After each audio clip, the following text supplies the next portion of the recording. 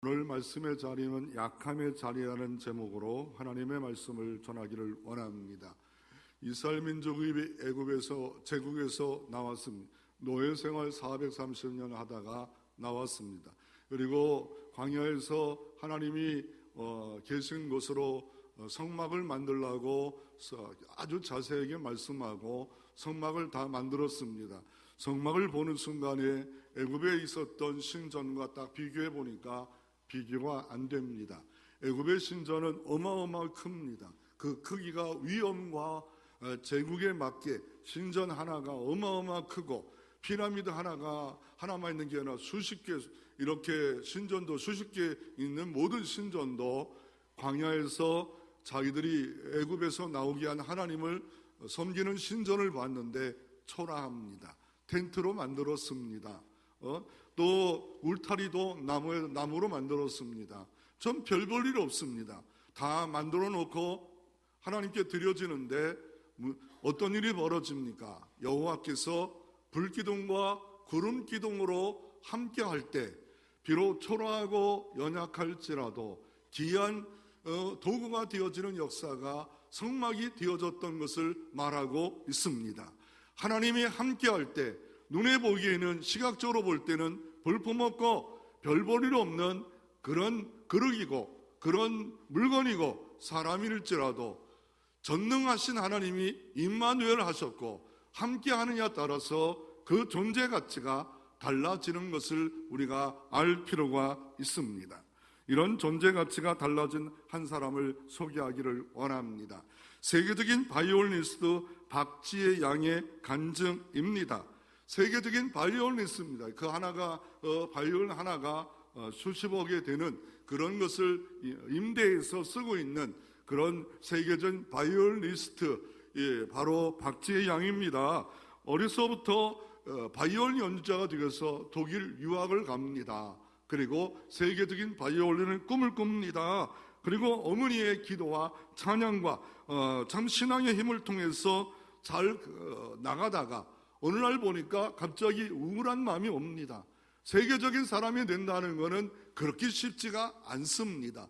그래서 우울해가지고 방구석에 처박혀서 있다가 죽음을 각오하고 자살 기도도 하고 너무너무 힘든 세월을 보내다가 어머니의 기도와 신앙으로 극복하고 그의 목적이 내가 세계적인 바이올리니스트가 되는 것이 목적이었지만 의미와 자기가 목적이 바뀝니다. 나를 통하여 하나님을 연주하는 도구가 되기를 원하는 삶으로 사명과 목적이 바뀌어지는 삶이 되었다 말하고 있습니다. 그래서 큰 이런 공연 같은 데 가보면 이분이 와서 바이올을 켜는 것을 몇 번을 봤어요. 그냥 신나게 즐겁게 작품성을 가지고 하는 것보다는 하나님을 찬양하는 모습이 정말 아름다운 모습으로서 드러나는 박지혜 양이 있었지만 그러나 모든 인생들은 참 어려운 시절이 있었다라고 말하고 있습니다. 이 약함의 자리란 책을 이번 주에 제 집에 있길래 사놓은 지는 6개월 정도 됐어요. 그래서 설교를 뭐 할까 2주 전에 이거 좀 했으면 좋겠다. 약함의 자리. 왜요? 우리가 다 약하기 때문에 그렇지 않습니까? 특별히 이순재란 탤런트가 죽었어요. 이분은 저는 나름대로의 소신이 있고 남자로서 그 생애가 말 한마디가 탤런트 같지만 열정이 대단하다 이런 생각을 갖고 있는 존경스러운 탤런트였고 또 주변에 이번 주에도 돌아가시는 분들을 보면서 참 인생이 정말 어렵다. 이게 죽는다는 문제가 참 어렵다. 이 죽음의 문제를 어떻게 우리가 연약을 극복할 수가 있을까? 첫 번째로 우리가 한번 하나님의 교훈을 얻고자 원합니다. 약함의 자리 누구에게나 있다는 겁니다. 약함의 자리는 누구에게나 예의가 없이 다 있다라고 말하고 있습니다. 오늘 본문은 요한복음 11장입니다. 요한복음 11장에 나사로가 있습니다. 나사로는 예수님이 사랑하는 가정입니다. 사랑받는 가정에 나사로가 질병이 걸려들고 중병이 걸려 죽게 되는 이런 약함의 결과와 열매를 맺혔다는 것. 우리는 그냥 죽었다는 거 그렇게 말씀하지만 사랑하는 옆에 있는 교우가 갑자기 죽는다, 또한 자녀가 죽는다, 이런 거 있을 때 충격을 받지 않는 사람들이 실제적이라면 없겠습니까? 있습니다. 그것도 사랑받는 가정이에요. 왜요? 예루살렘에 여러 가지 성전을 지키고 절기 지킬 때마다 그 밑에 오리쯤 떨어진, 예루살렘이 760m 높이기 때문에 그 밑에 동물 같은 낮은 자들이, 가나안 자들이 살고 있는 베단이라는 곳에 이 나사로가 살고 있었고, 그런데 그 집에 늘 유합니다. 혼자만 유한 게 아니잖아요. 12 제자가 있으니까 적어도 13명 남자들이 옛날에 한 사람 밥 한 그릇만 올려도 힘든 때에 13명이 갑자기 올 때마다 그 집을 들려서 유하여서 있다는 그 자체가 어려웠지만 올 때마다 반겼어요. 그리고 부모가 일찍 조실부모한 부모 같아요. 오빠하고 여자 둘이 셋이 살고 있는 가정에 오빠마저 죽었으면, 옛날에는 어떻습니까? 농업시대에, 목축업시대에 남자가 죽었다는 거는 이거는 고아와 과부와 나그네 같은 그런 연약한 모습이 아니겠습니까? 사랑하는 가정이 잘 되고 접대하고 섬기고 예배하고 봉사하면 잘 풀려져야 될 거 아닙니까? 근데 왜 이런 일이 벌어집니까? 그리고 이 누이들이 어떻게 합니까? 자기 오빠가 중병에 걸리니까 사람을 보내요. 유대 땅 좀 먼 곳에 있는데 가서 연락을 줍니다. 와서 좀 신방 좀 해주세요. 그런데 예수님이 고의적으로 이틀을 유합니다. 그리고 사흘째 갑니다. 그러면서 거기 있지 않음을 기뻐한다고 말합니다. 주변의 사람들이 이해가 되겠어요? 예수님 정말 정신이 이상한 거 아니야? 예수님은 말씀만 하면 병이 낫고, 예수님은 손만 대면 병든 자가 낫고 죽은 자가 살아나는 역사가 있는 예수님이 이렇게 사랑하고 접대하고 섬기고 드리고 헌신하고 봉사하고 이랬던 대표 일본 가정에서 오라고 하는데도 늦게 가? 이거 주변 봐도, 이거 제자들 봐도 왜 저러시지? 이런 생각을 할 수밖에 없는 그런 이유가 있지 않겠습니까? 그런데 이 고난의, 이 질병의, 죽음의 목적이 있다는 거예요. 그 목적이 뭘까? 중병 걸리는 목적이 뭘까? 고난의 목적이, 우리가 구원을 받아 부르신 사랑의 계획이 있다면 모든 사람의 사랑의 목적, 고난까지도, 잘 나가는 것까지도, 모든 것도 하나님의 계획 가운데 있다 라고 생각해야 되는데, 잘 되는 것만, 무조건 풀려지는 것만 하나님의 계획 속에 있다라고 생각한다면 오해라고 말하고 있는 본문입니다. 사랑하는 가정에 죽었다는 거예요. 병들었다는 거예요. 그래서 이 베드로 가정에 죽었고, 이제 장사해서 돌무덤에 들어간 지 4일이 됐어요. 냄새가 나요. 그런 가정, 그러니까 사랑하는 가정에도 어려움이 있을 수 있다는 거예요. 고난이 있을 수 있다는 거예요. 절망이 있을 수. 그럼 나는 예의가 돼야 돼. 나는 예의가 될 필요가 있어. 라는 생각을 하겠지요. 그러나 분명히 사랑하는 나사로가 죽은, 병들었다고 분명히 말씀하는 거 보면 이런 것도 있다라고 우리가 분명히 말하고 있습니다.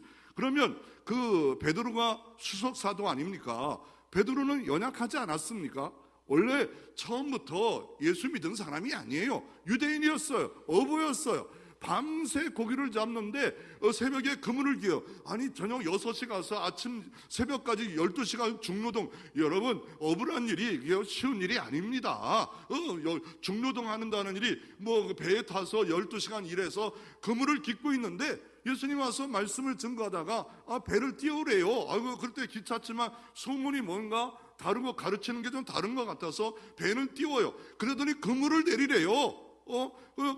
그래서 말씀에 의지하여, 분명히 밤새 고기를 잡지 못했지만 당신의 말씀에 압도되어서 그물을 내립니다. 그런데 어떤 일이 벌어지냐면 고기가 너무 많이 잡혀요. 밤새 자기가 전문적인 어업을 했던 사람인데 이런 돌이나 하고 했던, 건축했던 그런 사람의 말을 듣고, 이게 말을 듣는다는 건 쉽지 않아. 그럼 뭔가 압도됐지 않아요? 그랬더니 고기가 너무 많아.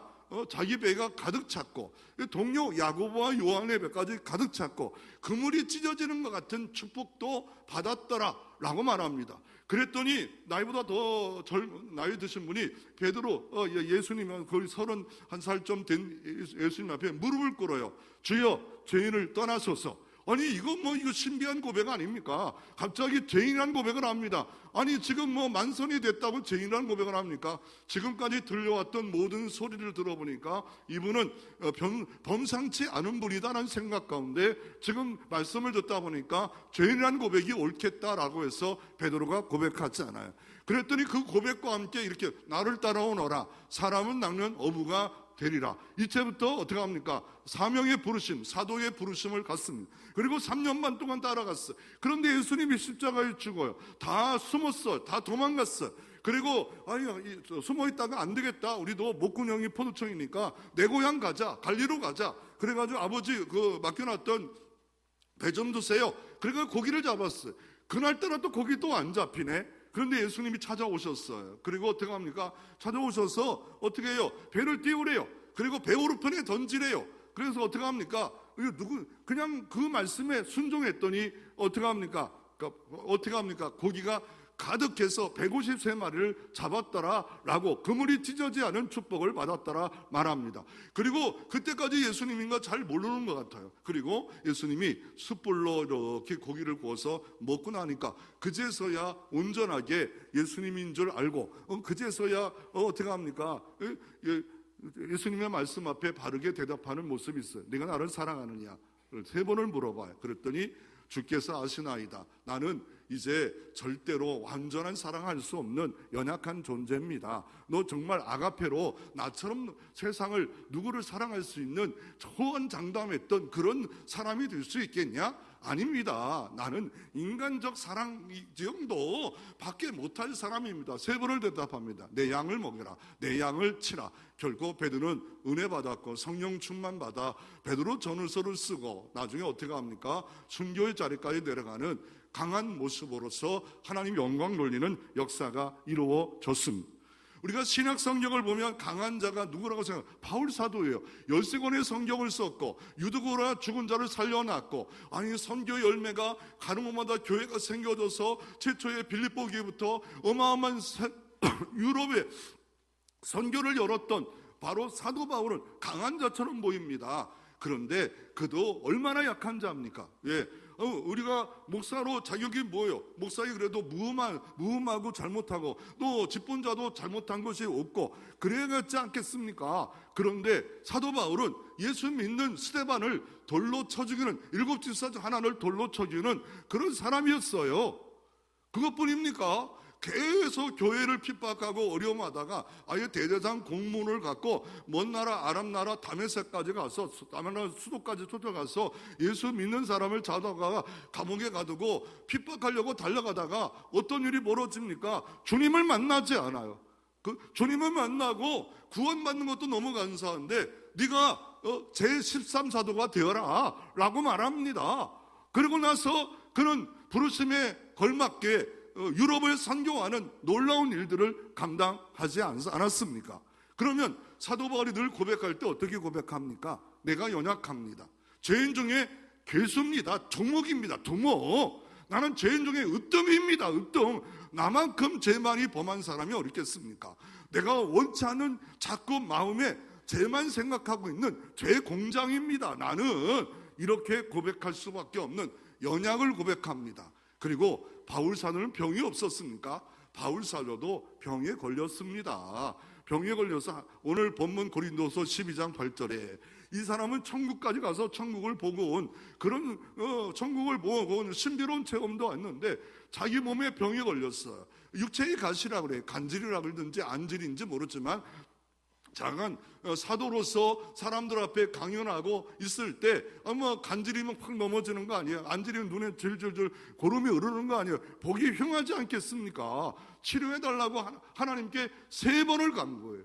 아니 3번 강구했다는 거 딱 3번만 강구했다는 말입니까? 아니 뭐 그거는 치료가 임할 때까지 하나님께 의지했대요. 그랬더니 하나님의 응답이 뭡니까? 아니 하나님께서 응답하였는데 고린도후서 12장 9절에 나에게 이르시되 내 은혜가 내게 족하도다. 지금까지 받은 능력과 열매만 봐도 승리만 봐도 네 은혜가 넘친다. 그런데 네 병에 걸린 약함이 있다. 이는 내 능력이 약한 데서 온전하여 짐이라. 네 약한 데서 온전해진대요. 네 약한 데서 강해진대요. 그러므로 네가 다 가지고 있는데, 다 누리고 있는데, 다 열매를 맺히고 있는데, 그러나 네 질병까지 없다면 너는 교만이 하늘을 찌를 거다. 아니 자기가 가지고 있는 손수건만 놔도 병마가 낫노. 가는 곳마다 교회가 물론 어려움과 막 죽음의 환난도 있었음에도 불구하고 세워졌지 않아요. 강해졌잖아요. 점점 많이 모여졌잖아요. 그럴 때 얼마나 자기가 나는 이런 사람이야 명함을 내놓고 폼잡을 수 있겠습니까? 그런데 하나님께 자기 병, 이거까지 거 하나님 한번 말씀만 하시면 손만 대면 치료할 수 있는 병을 치료하지 않냐고 내 능력이 약한 데서 온전하여 짐이라. 이게 응답이라는 거예요. 노가 응답이라는 거예요. 치료가 안 하면 응답이래요. 그래서 도리어 크게 기뻐한대. 내 몸에 질병이 있는 게 도리어 크게 기뻐한대요. 약한 것을 크게 기뻐한대요. 이게 교만을 가지 않는 안전장치고 하나님을 신뢰하는 데 안전장치가 됐기 때문에 나는 그것 때문에 크게 기뻐하도다. 그리고 나는 자랑하는데 약한 것들을 자랑하노라. 약한 것들을 자랑한다고 말씀하고 있습니다. 그래서 고린도후서 11장 30절에 조금 한참 또 지나가서 이렇게 말합니다. 내가 부득불 자랑할진대 내가 약한 것을 자랑할지니라. 약한 것을 자랑한대요. 그래서 누구든지 약한 것이 있다. 베드로도 있었고 바울 사도도 있었고 심지어 빙점이라 쓴 이 여류 작가가 일본 작가입니다. 빙점, 어려서부터 여러분 집에도 있었던 유명한 책 아닙니까? 세계적인 베스트셀러 아닙니까? 그 1920년생이고 홋카이도 출신이고, 그러나 이 약점이 폐결핵도 있었고 척추 고량도 있었고, 그리고 13년 동안 요양을 받았고 겨우 나서 남편을 만났고 암으로 사망받았지만 고통 중에도 예수를 믿었고, 그 전도한 남편이 함께 신앙생활하면서 자기가 또 이렇게 하면서 돈벌이로 작은 전빵을 했는데, 슈퍼보다 작은 게 시골에 있는 게 전빵이에요. 하는데 너무 잘 돼요. 그랬더니 더 물건을 남편이 갖다 놓자 할 때 아닙니다. 내가 잘 되면 다른 전빵들이 문을 닫습니다. 먹고 살자고 하는 건데, 그래서 물건을 많이 갖다 놓지 말고 적당하게 갖다 놔서 이웃과 함께 먹는 사람이 되십시다. 야, 이거 생각하는 그 하나 자체가 잘 될 때 나는 사람 독식해서 우리가 잘 되자고 해야 되는데, 이런 멋진 이 사람이 누굽니까? 빙점 위에 32권을 썼던 미우라 야우권한 신앙인이 이런 삶을 살았다라고 말합니다. 그러나 이런 책과 대단한 거 그 전에는 연약한 병마가 그를 칼빈은 27가지 병마가 있었다 하지 않아요. 25세 기독교 강요를 탔었지만 그런 인물이 됐습니다. 그래서 우리는 어떻게 해야 됩니까? 연약함을 고백할 필요가 있습니다. 하나님 앞에 연약함을 고백해야 되는데, 왜요? 여러분 식물을 보십시오. 꽃들을 보십시오. 꽃이 정말 아름답잖아요. 이렇게 고백할 수 있어요. 이렇게 나는 꽃이 되고 싶은데 내가 꽃이 못 될까? 꽃대에서 사람들이 부러운 인생이 되고 싶고, 그런데 난 꽃이 되지 못할까? 그런데 꽃과 우리나라 보면 베이 열매가 얼마나 좋아요. 참 탐스럽잖아. 나는 베이 같은 열매가 맺히고 싶은데 왜 안 맺힐까? 그런데 그것이 되기 전까지는 어떻습니까? 하나의 작은 씨앗이 떨어져 어떻게 해요? 새싹이란 연약한 시절이 있습니다. 그 이파리란 정말 보기에 저거 아무것도 아닌 이파리 시절이 있다는 거예요. 우리 열매만 보지 말라는 거예요. 그 과정도 중요하다는 거예요. 그 몸부림, 그 이파리, 새싹, 그 아무것도 아닌 거, 그 작은 거 하나가 나중에 보면 엄청난 크게, 어떤 나무는 막 77m, 그리고 폭이 막 11m 저는 나무까지 크지 않아요? 작은 씨 하나가 그런 웅장한 나무로 만들어지는데 그 과정 속에는 이파리가 필요하다. 그래서 연약함은 모든 자연세계도 있다라고 생각을 해야 됩니다. 이 캠프파이어 가면 고기를 구워 먹어요. 그럴 때 보면 지금이야 가스레인지를 들고 가지만 장작을 불을 피우려면 어떻게 합니까? 소스가 필요해요. 그때 뭘 필요합니까? 구겨진 종이, 쓸모없는 신문, 아니면 나뭇가지에 떨어진 그 뭡니까? 작은 그런 거 갖다가 불을 지펴요. 왜요? 인화점이 낮기 때문에 그렇지 않아요. 장작에다 붙이면 얼마나 좋아요. 아니 조개탕에다 직접 붙이면 얼마나 좋아요. 안 탑니다. 안 타. 그 작은 거 아무것도 아닌 거 그 역할이 필요해서 어떻게 합니까? 결국 고기를 구워 먹을 수 있는 쓰임받을 수 있다는 거예요. 장작의 인원점은 5,000도라면 성냥은 인원점이 50이에요. 그러니까 아무것도 아닌 작은 거 하나 없으면, 이 성냥 하나 없으면 그 불 피우려면 고기 구워 먹으려고 막 근데 다 가져갔어요. 근데 성냥이 없네.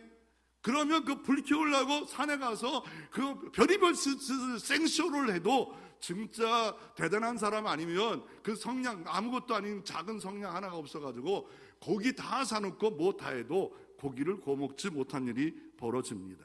우리는 연약합니다. 그래서 주님이 이렇게 말합니다. 수고하고 무거운 짐진 자들아, 다 내게로 오라. 내가 너희를 쉬게 해 주시리라. 나의 쉼을 누려라. 우리 인정해야 돼요. 나는 다 수고한 짐이 있어요. 수고하고 무거운 짐들이 다 있어요. 이 인생의 짐은 다 무거워요. 다 수고할 수밖에 없는 인생이에요. 어떤 인생이건 수고하고 무거운 짐이 없는 인생은 아무도 없습니다. 돈 많다고요? 잘 나갔다고요? 공부 잘한다고요? 그 사람도 다 수고하고 무거운 짐이 있습니다. 그런데 지금 인생이 먹구름 낀 것 같습니까? 그냥 깜깜합니까? 그런데 비행기를 타고 창공 위로 쫙 올라가면 하얀 구름만 보입니다. 우리가 보기에는 이 땅에 내가 지금 먹구름 같고 깜깜한 것 같고 답답한 것 같고 앞날에 아무런 희망이 없는 것 같지만 어떻게 합니까? 주님과 함께라면 우리는 하얀 구름도 파란 구름도 볼 수 있는 삶이 우리 가운데도 있을 줄로 믿으시기를 바랍니다. 여러분, 장갑이 있어요. 겨울철 되면 장갑을 이번 주 찾더라고요. 저도 장갑을 찾아서 보니까 있더라고요. 그래서 올해는 안 사도 되겠구나. 그런데 하나 장갑이 짝짝 장갑이라 저걸 어떻게 써먹어야 되는가, 그러면서 장갑을 끼고서 한번 했더니 손이 따뜻하더라고요. 그러니까 장갑이 있어요. 장갑의 종류도 여러 가지. 고무장갑이 있잖아요. 식당이나 주방에서 사용되는 고무장갑, 의사가 들어갈 때 끼는 의사장갑, 또한 여러 가지 뭐 일하시는 막장갑, 목장갑, 그 누구의 손이 들려가냐에 따라서 달라지는 거예요. 주님의 손에 붙잡혀 쓰임받을 수 있으면 수고하고 무거고 연약한 존재지만 강한 자, 능력 있는 자가 붙들어 쓰시겠다는데, 여러분, 이 종이 한 장 아무것도 아니에요. 이거 아무것도 아니에요. 그런데 풀을 붙여가지고, 본드를 붙여가지고 저 벽지가 돼봐요. 저거 강한 게 되는 겁니다. 누구에게 붙어있느냐, 누구에게 붙어있느냐에 따라서 우리는 다 죽어가고 다 연약한 것밖에 안 됐지만, 어떻게 보면 생명이 있는 나무가 봄이 되면 어떻게 나무에 줄기가 나고 이파리가 나고 열매가 배고 꽃이 피죠. 정말 연약한 것 같아요. 하나 이제 다 떨어져서 어떻게 합니까? 씨 하나 남겨놓는데 나중에 그 씨앗가 엄청난 일들을 벌이고 있지 않아요. 그래서 우리는 주께 우리는 연약함을 고백하고 주여 도와주시옵소서. 두 번째로, 약함의 이김은 무엇입니까? 무덤에서 나오라고 어마어마한 소리를 누가 하십니까? 무덤에서 나오라 누가 합니까? 바로 주님이야. 제가 어머니가 104세에 돌아가셨는데 가끔 가서 일어나 오십시오 라는 말을 하려다가 못해요. 왜요? 지금 한 줌의 흙인데 어머니한테 가서 일어나 와서 저하고 함께 떡국도 끓이시고 만두도 하십시오, 일어나겠습니까? 저거는 능력이 없어요. 그런데 오늘 본문에 보면 이 요한복음 11장에 보면 예수님이 4일째 왔어요. 신방으로 하는데 4일 걸렸어요. 늦게 왔어요. 그랬더니 마르다가 큰 노이가 와서 예수님 여기 계셨으면 참 좋을 겁니다. 그러면 우리 예수님이 사랑하는 나사로가 죽지 않았을 겁니다. 이렇게 말을 합니다. 참 그 믿음도 참 좋아요. 그랬더니 예수님께서 딱 하시는 말씀이 그 전에도 이렇게 말합니다. 지금 빛이다. 나는 빛이다. 나사로를 깨우러 가자. 그랬더니 도마가 말합니다. 야, 죽으러 가자. 아니, 유다 땅에 도망나는데 예수님 유다 땅 간대. 죽어라. 어떤 사람 믿음의 고백이라는데 아직은 의심 많은 도마라, 디도마라, 뭐니까 의심 많잖아. 야, 우리도 죽으러 가자. 이건 비아냥거리고 있는 거예요. 이거 비아냥. 어떤 사람은 믿음의 고백이다. 진짜 뭘 믿어요? 지금 다 믿고 있는 사람 별로 없어요. 부활 못 믿어요. 지금 안 믿어요. 예수의 십자가 죽기 전까지 3년 동안 교육받아도 그냥 마이동풍에 그냥 귀 막아버렸어요. 자기 현실로만 봐요. 상황으로만 보는 신앙가져요. 그랬더니 예수님께서 베드로를 깨우러 간대. 그럴 때 깨우러 가? 그랬더니 어떻게 합니까? 사람들이 왔어요. 아이고, 저 예수님이 죽은 자도 눈먼 자도 살렸는데 예수님이 계셨으면 저 나사로가 안 죽었을 텐데 웅성웅성거립니다. 그리고 마르다도 예수님이 여기 계셨으면 오라비가 이런 일이 죽지 않겠다. 21절 말합니다. 이제라도 주께서 무엇하든지 구하는 것을 하나님 주실 줄 아나이다. 야, 마르다 믿음 대단해요. 하나님께 구하며 다 주신대요. 이런 믿음이라도 고백이라도 여러분 고백이 되어지기를 바랍니다. 하나님은 창조자입니다. 하나님은 전능자입니다. 하나님이 말씀하시면 무엇인지 다 이룰 수 있나이다. 아니, 마르다가 고백합니다. 그럴 때 내 오라비가 다시 살리라. 그랬더니 아니, 다 한다는 말을 하다가 또 예수님이 이런 말 하니까 충격이 와요. 아니, 지금 죽은 지 4일이 됐고 냄새가 나는데 돌에 갇혀 있는데 왜 예수님은 저런 말을 할까? 그러면서 아니, 예수님이 마지막 다시 재림할 때 다시 살아날 줄로 압니다 라고 말합니다. 그랬더니 예수님이 아주 위대한 선언을 합니다. 놀라운 선언을 합니다. 뭡니까? 이렇게 말합니다. 예수께서 이르시되 나는 부활이다. 나는 부활이다. 나는 생명이다. 나를 믿는 자는 죽어도 산다. 무릇 살아서 나를 믿는 자는 영원히 죽지 아니한다. 이것을 네가 믿느냐? 이것을 네가 믿느냐? 우리는 이 질문 앞에 오케이, 동그라미입니다. 맞습니다. 내가 믿습니다.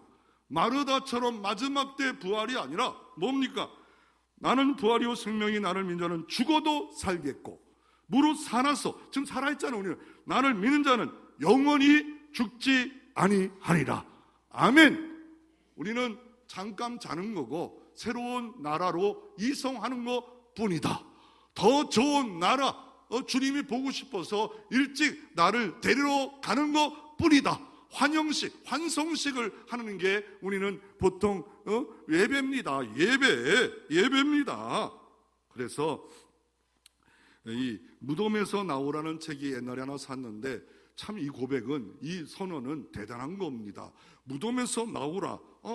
근데 여기서만 나온 게 아니에요. 어떤 일이 벌어졌냐면 구약의 엘리사 선자가 자기 조상 묘에다 던져놨더니 닿는 자가 뼈가 살아난대요. 난 그거 보고서 깜짝 놀랐어요. 아니, 죽은 자가 어떻게 살아날 수가 있을까? 엘리사의 능력이 있어도 죽은 자가, 이거 너무 신비롭다. 이거는 잘못하면 성물, 성인 숭배할 수 있는 천주교처럼 근거가 될 수 있잖아요. 죽은 자 뼈를 살아났어요. 그게 왜 예표를 합니까? 이거 예표하는 겁니다. 예수님께서는 얼마든지 이 일을 할 수가 있음을 보여주기 위해서 구약에도 이렇게 보여준 겁니다. 그래서 요한복음에는 7가지 표적과 이적이 등장하는데 요한복음 2장에는 뭡니까? 물이 변하여 포도주가 되고 더 나아가 38년 된 베세드의 병자가 낫고 왕의 신의 아들이 낫고 막 이런 역사가 다 있다가 예수님은 뭘 소개하기 위해서, 뭘 사람들이 믿게 하기 위해서 나는 부활이다. 나는 부활이다. 나는 생명이다. 나는 하나님이다. 나는 천지를 창조한 하나님이다. 무덤에서 나오라 하면 나오게 할 수 있는 능력이 창조주, 전능자라고 말하고 있는 겁니다. 그런데 사람들이 어때요? 나중에 보면 이렇게 말씀해도 이렇게 말합니다. 마르다가 주는 그리스도시요 하나님의 아들입니다. 고백 대단합니다. 주는 그리스도래요. 우리가 기다렸던 그리스도는 믿습니다. 그러면서 어떻게 하니까 나중에 이런 일이 있을 것이고, 그리고 마리아를 막 부릅니다.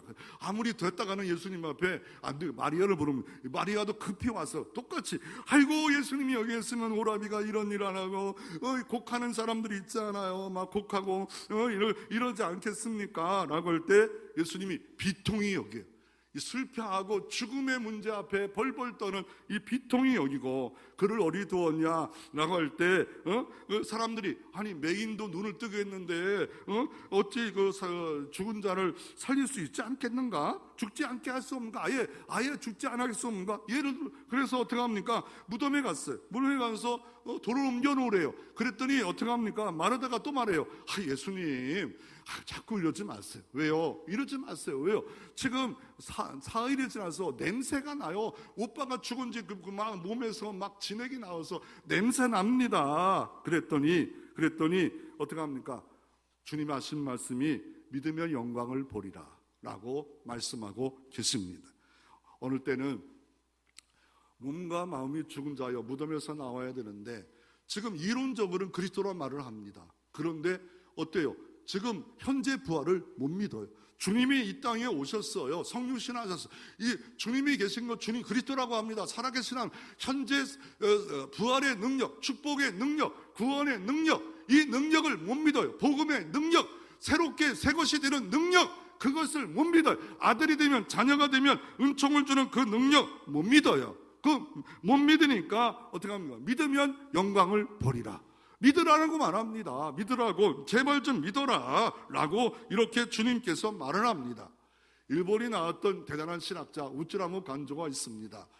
물론 무교주의자라 문제가 있지만, 우츠라무 간조가 일본이 비가 안 와가지고 힘들 때 아들과 함께 기도합니다. 아침 먹고 학교 가기 전에 자녀와 함께 기도합니다. 비 오게 해주세요라고 같이 기도합니다.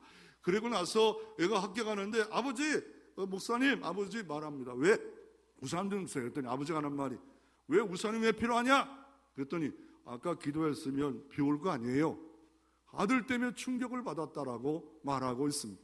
아니 지금 믿고 기도했는데, 밥 먹기 전에 했는데, 뭐 어떤 기도했는데 아들은 우산을 챙기고 하나님을 기대하는 거예요. 기대했다는 거예요. 이 중국이 선교사 허드슨 텔러가 있습니다. 허드슨 텔러가 배를 타고 선교지에 갔다 오는데, 이 육지로 와야 되는데 풍랑이 없어, 바람이 없어가지고 배를 부둣가에다가 못 댄다고 말합니다. 그럴 때 이렇게 말합니다. 돛을 올리세요. 기도할 테니까. 아니 바람이 없는데 뭐 돛을 올려서 뭐 하겠습니까? 돛을 올리세요. 그랬더니 어디선가 바람이 왔다는 선교사의 기록이 있다고 말을 하고 있습니다. 그러므로 우리가 세상 사람처럼, 의심 많은 사람처럼 여전히 살아가고 있는 이 마르다와 마리아의 신앙까지만 자라나기 있기에, 이제라도 이 마리아와 마르다를 수정한 겁니다. 나는 현재도 부활이고 미래도 부활이고, 나를 믿는 자는 살아서 역사하시는 하나님, 살아서 기적을 베푸시는 하나님, 그 하나님을 믿으라. 믿으면 영광을 봅니다. 믿으면 기적을 봅니다. 치료를 봅니다. 능력을 봅니다. 부흥을 봅니다. 모세가 연약했어요. 그러나 믿고 순종하자 그 아무것도 아닌 지팡이가 기적의 지팡이가 된 줄로 믿습니다. 세상에 이 죽음이라는 것을 얼마나 어려운지, 세상의 죽음을 이겨보려고 했지만 나폴레옹, 프랑스의 세계를 정복했다고 자랑하는 나폴레옹, 그는 죽어요. 진시황제, 진나라 시황제, 황제로 칭했던 이 황제도, 진시황제도 아무리 병마청을 만들고 영원을 살기로 원했고 별의별 불로초, 영생물로 불로초 찾았지만 죽어요. 그리고 석가모니도 죽어요. 그리고 아무것도 만들지 말랬지만 그럼 어떻게, 그런데 불상을 만들어 놓고 별입을 만들잖아. 아무것도 만들지 말라. 사리도 만들지 말라. 그 사람들은 뭘 만들어야 신앙을 가질 수 있다 생각해서 뭘 만들지 않습니까? 결국 석가모니도 죽었습니다. 다 죽어요. 더 나아가 마호메트도 죽어요. 다 죽어요. 모든 사람은 죽어. 한 번 죽는 것은 정하신 것이요, 이후에는 심판이 있으리라. 근데 예수님은 33세에 죽었어요. 그런데 사흘 만에 부활하셨습니다. 빈무담이 되었습니다. 부활하시고 40일 동안 이 땅에 하나님 나라를 전가하시다가 주님은 어떻습니까? 다시 어떻습니까? 승천하셔서 하나님 보좌 우편에 온 우주를 통치하시고, 믿는 자는 생명의 부활로, 믿지 않는 자는 심판의 부활로 통치하고 계십니다. 그래서 베드로도 나중에 설교합니다. 사도행전에 보면 바울도 설교합니다. 예수는 너희들이 죽였다. 그러나 살아나셨다. 살아나셨고 믿는 자는 다 살아날 것이다. 무덤에서 나오라 라고 말씀하고 계십니다. 바울 사도도 연약하지만 고린도의 항구 도시고 무역의 도시가 돼서 잘 나가고 로마가 통치할 때 대단한 도시였습니다. 그래서 이 도시는 음란의 도시고 창녀의 도시입니다. 그런 도시에 교회가 생겼습니다. 그런데 이 모든 여러 가지 고린도에 있는 수많은 문제를 뚫고 이길 수 있는 근원은 부활 사상이라는 걸 알고, 고린도전서 15장에 길게 부활에 대해서 말씀하면서 이 모든 이 헬라의 모든 문화, 더 나아가 죽음의 문화, 이 모든 문화가 세계를, 모든 것을 압도하고 있을 때 바울 사도는 고린도도 15장 20절에 이렇게 말합니다. 그러나 이제 그리스도께서 죽은 자 가운데 다시 살아나사 잠자는 자들의 첫 열매가 되셨도다. 첫 열매가 됐다는 거예요. 그러면 다음 열매가 있다는 거, 다다음 열매가 있다는 거. 우리도 그리스도의 이 능력 때문에 살아나는 거예요. 예수 복음의 씨 성령이 내 안에 들어와 그것 때문에 우리가 구원받은 거예요. 그래서 예수님을 뭐라 합니까? 보배로운 피요, 보석 같은 피. 아니 여러분 집에 있는 하수구가 막혔어요. 급으로 하수구를 바꿀 사람은 없지 않아요? 그런데 우리가 얼마나 사랑하는 존재인지 당신의 보석 같은 피를, 그 피를 흘려 그걸 덮어버렸어요. 그러니까 얼마든지 어떤 죄악이 있든지 보배로운 피로 대속했기에 완전히 영원히 단번이 영원히 끝내버렸습니다. 믿는 자는 영생의 부활이 내 것이 되었습니다. 그래서 부활의 첫 열매가 되셨도다. 그래서 초실절날 부활을 기념했고 계속해서 부활을 기념해서 부활의 증거의 공동체가 교회입니다. 세상에 줄 수 없는 죽음을 이긴 죽음, 예수님이 죽음을 이기셨고 첫 열매가 되셨고, 그를 믿는 자마다 영생의 부활이, 나는 부활이다, 나는 영생의 생명이다, 다른 것이 없다, 나를 먹어라, 나와 함께하라, 이것만이 살아나니라. 21절도 이렇게 말합니다. 사망이 한 사람 말미암아 죽은 자의 부활도 한 사람으로 말미암는다. 아담 때문에 다 죽었고 그러나 한 사람 부활 때문에 모든 사람이 살아난다. 그래서 55절에 위대한 선언을 합니다. 사망아 너희 승리가 어디느냐, 사망아 내가 쏘는 것이 어디 있느냐. 죄와 율법이 계속 우리를 써요. 너 죄면 멸망이다, 죄는 죽음이다, 율법은 죄다, 율법이다. 두려움밖에 없지만 어떻게 합니까? 사망이 쏘는 것은 죄요, 죄 걷는 건 율법이라. 우리 주 예수 그리스도를 통한 그리스도로 말미암아 우리에게 승리를 주신 하나님께 감사하노라. 아멘. 승리를 예수님이 하셨어요. 십자가에서 다 이루었다, 다 값을 치루었다. 여기 영수증이 있다, 너희 죄값처럼 영수증이 있다. 그냥 믿음으로 선물로 받아라. 받기만 하면 내 것이니라. 왜 그거 받지 못하고 영수증 하나 하나님 앞에 내놓으면 믿음이란 영수증, 주님이 나를 위하여 죽으셨다 믿습니다. 이 영수증, 이 영수증 하나가 부활로 들어가는 티켓입니다. 우리 주 예수 그리스도로 말미암아 우리를 승리를 주신 하나님께 감사하노라. 안악리 깡패였던 김익두가 부국장을 보냈어. 그래가지고 깡패 죽었다, 가보자. 그랬더니 나중에 보니까 또 관도 있는데 와서 말합니다. 나 진짜 죽었어요. 예수와 함께 죽었습니다. 그리고 어떻게 합니까? 목사가 되어서 한국교회의 위대한 깡패, 정말 만나기 싫었던 깡패였던 김익두가 변해서 살아났다라고 말하고 있습니다. 그러면 이 신약의 말씀만 하는데 구약에는 없는가요? 구약에도 사막을 이긴 역사가 있어요. 어떻게 해요? 이스라엘 민족을 보니까 해골 같아요. 그런데 생기가 들어가니 여호와의 큰 군대가 되었더라. 에스겔 37장입니다. 에스겔 47장에 성전 문주방에 은혜의 물이 흘러가니 죽은 바다 사이에도 살아나더라. 복음이 들어가는 것보다 살아납니다. 그래서 우리도 부활을 의심할 때가 많아요. 정말 많아요. 이거 부활 이거 어떻게 믿어? 그러므로 참 믿음은 뭡니까? 지금 마르다, 마리아, 제자들, 사도들까지도 참 믿음이 없어요. 예수가 나를 위하여 십자가에 죽었고 부활한 그 은혜가 내 은혜입니다. 그 영수증 벌써 십자가에 다 만들어놨어. 영수증 현재, 미래, 과거 다 죄값을 다 도말했다. 죄요 율법 다 말했다. 받기만 하라. 그러면 네 공로 아니다. 네 자격 아니다. 네 선행 아니다. 공덕 아니다. 수도 없이 말했는데도 믿지 못해요. 그래서 약함의 자리가 축복의 자리가 될 수 있음을 우리가 내가 죄인입니다, 나는 구원받을 수 없습니다 할 때 부활의 승리가 내 것이 될 수 있습니다. 이 약함의 회복의 방법은 믿고 순종하는 거예요. 아니 죽은 지 나흘이 됐는데 예수님이 하시는 말씀이 뚱뚱 돌을 옮기래요. 아니 이거 돌 옮기려면 나 당장 이 무거운 돌을 남자 선호씨 와야 되는데 불러다가 돌을 옮겨, 거기다 쉬운 일이 아니에요. 그런데 돌을 옮겨 순종해요. 순종했더니 예수님이 기도합니다. 지금까지 내 말을 들으신 아버지 감사합니다. 내가 이런 일을 하고 있는 거는 나 때문에 하는 게 아닙니다. 이들이 뭐랍니까? 이들이 오늘 42절에 보면 그 나를 보내신 그들을 믿게 하려 믿음이 없기 때문에 이런 일을 하고 있습니다 하시고 큰 소리로 나사로야 나오너라.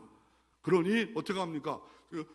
수의를 동인 채로 나왔더라. 뭐 강시처럼 뛰어서 나왔는지 내가 뭐 수의로 들어가 본 적이 없어서 그런데 쉽지 않았을 것 같아. 어떻게 나왔는지 꿈을 딱 그냥 굴러서 나왔는지 잠깐 뭐 나는 강시처럼 생각했는데 자세히 생각해 보니까 아니 이렇게 뭐 돌아가시면 묶어놓으면 그 강시처럼 나온 것도 쉽지 않았을 것 같아. 기운이 있으면 팔딱팔딱 어떻게 뛰어서 나왔겠지만 막 여기서 다 묶어버렸으면 몇 마디를 묶었으면 그냥 둥글둥글 나왔는지 잠깐 나왔어요.